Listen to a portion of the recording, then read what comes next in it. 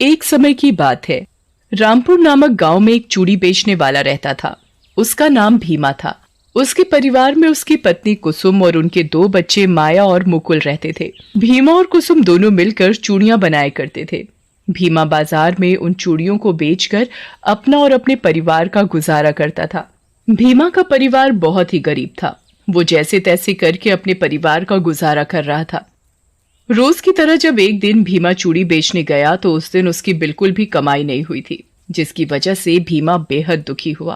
आज तो कोई भी चूड़ी खरीदने नहीं आ रहा। लगता है आज खाली हाथ ही घर जाना पड़ेगा। भीमा अपनी चूड़ियों का टोकरा उठाता है और घर जाने लगता है।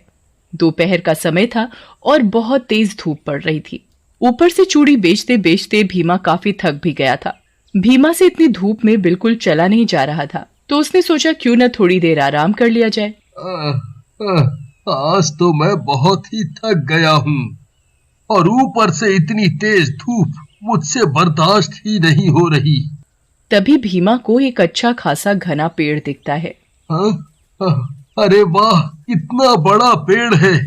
चलो थोड़ी देर इसी पेड़ के नीचे आराम कर लेता हूँ। भीमा अपनी चूड़ियों की टोकरी पेड़ के नीचे रख देता है और खुद भी वहीं उस टोकरी के पास लेट जाता है। जिस पेड़ के नीचे भीमा आराम कर रहा होता है वहां एक पीपल का पेड़ होता है। जिस पीपल के पेड़ पर एक चुड़ैल रहती थी। वो चुड़ैल बेहद डरावनी और भयानक थी। भीमा लेटे लेटे बस ऊपर देखता रहता है। आज तो मेरी बिल्कुल भी कमाई नहीं हुई। मैं घर जाकर कुसुम को पैसे कहाँ से दूंगा? वो तो बहुत नाराज होगी, पर मैं भी क्या करूं? अभी कोई त्योहार भी तो नहीं आ रहा जो औरतें चूड़ियां खरीदने आए। अब तो जब तक कोई त्योहार नहीं आता तब तक ऐसे ही रहने वाला है। समझ नहीं आ रहा मैं घर का खर्च कैसे चलाऊंगा। भीमा के मन में बस यही सब बातें चल रही होती हैं और तभी वहां ठंडी ठंडी हवा चलने लगती है। भीमा की आंख कब लग जाती है उसे पता ही नहीं चलता और वो गहरी नींद में सो जाता है। पीपल के पेड़ पर बैठी हुई चुड़ैल भीमा की सारी बातें सुन रही होती है। वो भीमा को बड़े प्यार से देख रही होती है और उसे भीमा पर बहुत दया आती है। अरे, ये आदमी तो बहुत परेशान दिखाई दे रहा है। बेचारा कितना थका हुआ है कि पल भर में सो गया। तभी चुड़ैल की नजर भीमा की टोकरी पर पड़ती है। वाह, कितनी सुंदर सुंदर चूड़ियां हैं। इस आदमी की पत्नी तो कितनी खुशनसीब है। वो तो रोज नई नई चूड़ियां पहनती होगी। इतनी सुंदर चूड़ियां देखकर चुड़ैल का भी मन चूड़ियां पहनने का करने लगता है और वो पेड़ से उतरकर टोकरी के पास बैठ जाती है। चुड़ैल टोकरी से चूड़ियां निकाल निकाल कर पहनने लगती है। कितनी सुंदर चूड़ियां हैं, फिर भी इसकी चूड़ियां कोई नहीं खरीदता। अजीब बात है, कितनी सुंदर सुंदर रंग है। अरे, ये लाल वाली चूड़ियां तो बहुत ही सुंदर है और ये नीली, ये तो इससे भी ज्यादा सुंदर। समझ ही नहीं आ रहा कि कौन सी सबसे सुंदर है। क्यों ना मैं एक काम करूं, मैं इस आदमी के साथ इसके घर ही चली जाती हूँ। मैं अपने जादू से इससे भी सुंदर सुंदर चूड़ियां बना दूंगी कि कोई भी लिए बिना नहीं रह पाएगा और फिर मुझे रोज अलग अलग और सुंदर सुंदर चूड़ियां पहनने को मिल जाएंगी। चुड़ैल वहीं पेड़ के पीछे जाकर छुप जाती है और भीमा के उठने का इंतजार करती है। थोड़ी ही देर बाद अचानक भीमा की आंख खुलती है। लगता है मैं ज्यादा ही देर सो गया। इतनी ठंडी ठंडी प्यारी प्यारी हवा चल रही थी, इस समय का पता ही नहीं चला। अब जल्दी से घर चलता हूँ। शाम भी हो चुकी है और थोड़ी ही देर में अंधेरा भी हो जाएगा। भीमा अपना टोकरा उठाता है और घर की ओर चलने लगता है। चुड़ैल भी चुपके चुपके भीमा के पीछे चलने लगती है और भीमा के साथ उसके घर पहुंच जाती है। भीमा घर पहुंचकर अपनी पत्नी कुसुम को आवाज देता है। कुसुम, ओ कुसुम, कहाँ हो? हाँ, अभी आई। ये लो कुसुम, आज की कमाई के पैसे। चूड़ियां बेचकर आज मेरी ज्यादा कमाई नहीं हुई। जो कमाई हुई है उसके पैसे रख लो। ये क्या, आज इतने कम पैसे लाए हो? क्या करूं, आज कोई चूड़ी लेने ही नहीं आया। ऐसे तो बड़ी परेशानी हो जाएगी। माया और मुकुल की स्कूल फीस भी देनी है, घर का राशन भी नहीं है। कैसे होगा सब? पता नहीं भगवान हमारे साथ कैसे कैसे खेल खिला रहा है। अब तो हमारा भगवान ही मालिक है। तुम चिंता ना करो, मैं और ज्यादा सुंदर सुंदर चूड़ियां बनाऊंगा जिससे ज्यादा कमाई हो सके। और तुम ये सब बातें छोड़ो और ये बताओ कि बच्चे कहाँ हैं? वो तो आपकी राह देखते देखते खप के सो गए। भीमा और कुसुम की सारी बातें चुड़ैल सुन रही होती है। ये बेचारे तो बहुत गरीब हैं। इनका तो पेट भी बड़ी मुश्किल से भरता होगा। मुझे भीमा और कुसुम के लिए कुछ न कुछ करना चाहिए। भीमा और कुसुम सो जाते हैं और अगली सुबह जल्दी उठ जाते हैं। मैं जल्दी जल्दी घर का सारा काम निपटा लेती हूँ, फिर उसके बाद में चूड़ियां बनाऊंगी। अच्छा, जल्दी खाना लगा दो। वैसे ही आज बहुत देर हो चुकी है। मुझे चूड़ी बेचने भी जाना है। जी अभी लाई।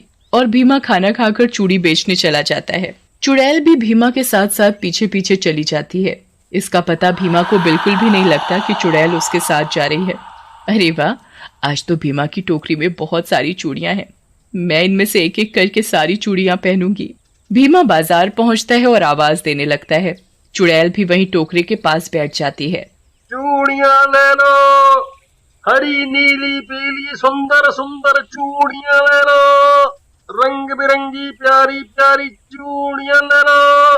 चूड़ी वाली, चूड़ी वाली। भैया, अरे ओ चूड़ी वाले भैया, जरा इधर तो आना, मुझे चूड़ियां लेनी है। दिखाना तो कैसी कैसी चूड़ियां हैं। अभी आया बहन जी। ये देखो, लाल लाल चूड़ियां कितनी सुंदर है ना। बहन जी, आपकी गोरी गोरी कलाई पर बहुत सुंदर लगेंगी। बताओ कितने दर्जन दे दूं? अरे नहीं भैया, मुझे ये हरी वाली चूड़ियां तो दिखाना। अभी दिखाता हूँ बहन जी। ये देखो, हरी हरी हरियाली चूड़ियां है ना सुंदर? हाँ ठीक है, पर ज्यादा सुंदर नहीं है। और भी सुंदर सुंदर चूड़ियां हैं। आप ये नीली वाली ले लो। आपकी गोरे गोरे हाथों में बहुत ही सुंदर लगेंगी। नहीं नहीं, मुझे ये हरी वाली दे दो। भैया आप ना थोड़ी और अच्छी चूड़ियां लाए करो जो देखते ही पसंद आ जाए। जी बहन जी। अच्छा, ये लीजिए आपकी चूड़ियां। कितने पैसे हुए? जी 50 रुपए। औरत भीमा को पैसे देती है। मैं अच्छी अच्छी चूड़ियां कैसे बनाऊं? सब लोग डिजाइन वाली चूड़ियां मांगने लगे हैं। अच्छा, तो अब सबको और सुंदर चूड़ियां चाहिए। चूड़ी वाले, चूड़ियां ले लो, सुंदर सुंदर चूड़ियां ले लो, रंग बिरंगी प्यारी प्यारी चूड़ियां ले लो। चूड़ी वाले, चूड़ी वाले। तभी कुछ और औरतें चूड़ियां खरीदने आती हैं, पर उन औरतों को चूड़ियां पसंद नहीं आती। भैया चूड़ियां अच्छी नहीं हैं, ये सभी तो पुराने डिजाइन की हैं। ले लो बहन जी, सस्ते में दे दूंगा। नहीं नहीं, हमें नहीं लेनी। कोई भी उसकी चूड़ी नहीं खरीदता और भीमा की कोई कमाई नहीं हो पाती और भीमा बहुत दुखी होता है। मैं कुसुम को आज भी ज्यादा पैसे नहीं दे पाऊंगा। राम जी, कुछ तो करो, कुछ तो करो। शाम हो जाती है और भीमा अपने घर की ओर चल देता है और घर पहुंचकर कुसुम को आवाज देता है। कुसुम, कुसुम। अरे बाबा, आ रही हूँ, इतना शोर क्यों मचा रहे हो? ये लो आज की कमाई। ये क्या, आज तो पहले से भी कम पैसे हैं, ऐसे कब तक चलेगा? तभी बच्चे शोर मचाते हुए आ जाते हैं। पापा आ गए, पापा आ गए। पापा हमारे लिए आज क्या लाए? ओहो, मैं तो आज तुम्हारे खिलौने लाना तो भूल ही गया। कल पक्का लेकर आऊंगा। यूं ही बच्चों से तुम कब तक झूठ बोलते रहोगे? कम से कम तुम बच्चों के आगे तो कुछ मत बोलो। मैं और सुंदर सुंदर चूड़ियां बनाऊंगा। सब कुछ सही हो जाएगा। हाँ, सब कुछ सही हो जाएगा। चुड़ैल भीमा और कुसुम की सारी बातें सुन रही थी। क्यों ना मैं सुंदर सुंदर चूड़ियां बना दूं जिससे भीमा, कुसुम और बच्चों को पैसों की दिक्कत ना हो सके। ये काम मैं आधी रात में ही कर दूंगी। तब सभी लोग गहरी नींद में भी सोए हुए होंगे और किसी को पता भी नहीं चलेगा कि ये चूड़ियां मैंने बनाई हैं। आधी रात में चुड़ैल बहुत ही सुंदर सुंदर चूड़ियां बनाने लगती है और वो बहुत ही सुंदर चूड़ियां बनाकर चुपचाप रख देती है। अगली सुबह कुसुम उठती है तो हैरान हो जाती है। अरे वाह, इतनी सुंदर चूड़ियां, ये तो बहुत ही खूबसूरत हैं। लगता है रात में ये चूड़ियां इन्होंने बनाई हैं। अब तो पक्का ये चूड़ियां सब औरतें खरीदेंगी। चलो, मैं इसे कपड़े से ढक देती हूँ वरना गंदी हो जाएंगी। कुसुम को लगता है कि चूड़ियां भीमा ने बनाई है। अरे कुसुम, जल्दी से खाना लगा दो, फिर मुझे चूड़ियां बेचने भी जाना है। अभी लाई। भीमा चूड़ियां बेचने निकल जाता है और चुड़ैल भी भीमा के पीछे पीछे निकल पड़ती है। बाजार पहुंचकर भीमा अपना टोकरा सर से नीचे रखता है और टोकरे के ऊपर से कपड़ा हटाता है। अरे आज तो कुसुम ने बड़ी सुंदर सुंदर चूड़ियां बनाई हैं। भीमा को लगता है कि चूड़ियां कुसुम ने बनाई हैं। भीमा को लग रहा है कि ये चूड़ियां उसकी पत्नी कुसुम ने बनाई है और कुसुम को लगता है कि चूड़ियां भीमा ने बनाई है। पर ये चूड़ियां तो मैंने बनाई है। चूड़ियां ले लो, हरी नीली पीली सुंदर सुंदर चूड़ियां ले लो, चूड़ी वाली। तभी गांव की औरतें भीमा की आवाज सुनकर आ जाती हैं। अरे भीमा भाई, क्या बात है? आज तो चूड़ियां बहुत ही खूबसूरत हैं।